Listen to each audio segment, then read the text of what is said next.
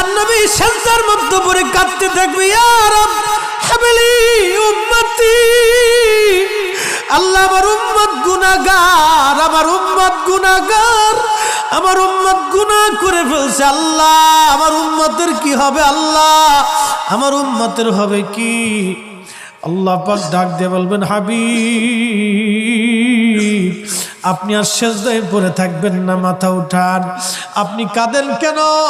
মেহেশর তো আপনার কান্নার জন্য না নবী, উঠেন, আপনি মাথা উঠান। আপনার জন্য আরশে মুআল্লার ডানে একটা কুরসি পেতে রাখছি, একটা চেয়ার পেতে রাখছি, একটা আসন রাখছি, আপনি নবী সেই আসনে বসবেন। আপনি মাথা উঠান, আপনি আমার হাবিব, আপনি আমার বন্ধু, আপনি আর কাঁদবেন না। হুজুর আপনি মাথা উঠান। আল্লাহর নবী তখন বলবে, ইয়া রব হাবলি উম্মতি, আল্লাহ আমার উম্মত গুনাহ করছে। আল্লাহ ডাক দিবে, হাবিব আপনি মাথা উঠান। আপনি সর্বপ্রথম হামদের পতাকা উড়াবেন, আপনি সুপারিশের পতাকা উড়াবেন, আপনি যাকে খুশি তাকে নিয়ে জান্নাতে চলে যান। একবার জোরে বলা যাবে কি সুবহানাল্লাহ?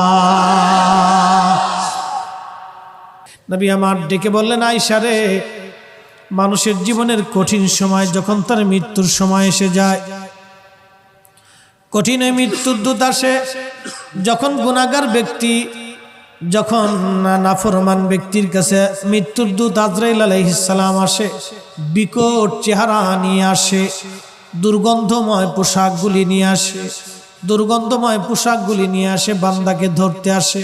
তখন এই আত্মাটা, রুহুটা মাথার দিকে একবার দৌড়ায় যায়, হাতের কোণার দিকে দৌড়ায় আসে, পায়ের তলার দিকে দৌড়ায় যায়, সারা শরীরের ভিতরে ছটফট করতে থাকে। তখন এই মৃত্যুর যন্ত্রণা বাড়তে থাকে, এত কঠিন যন্ত্রণা তার হয়।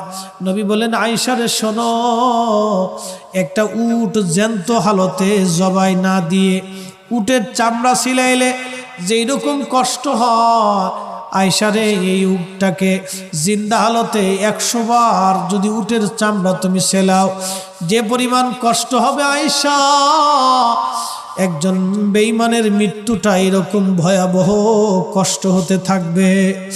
আয়েশা রে তুমি কি জানো ইমানদারের মরণটা কেমন হবে?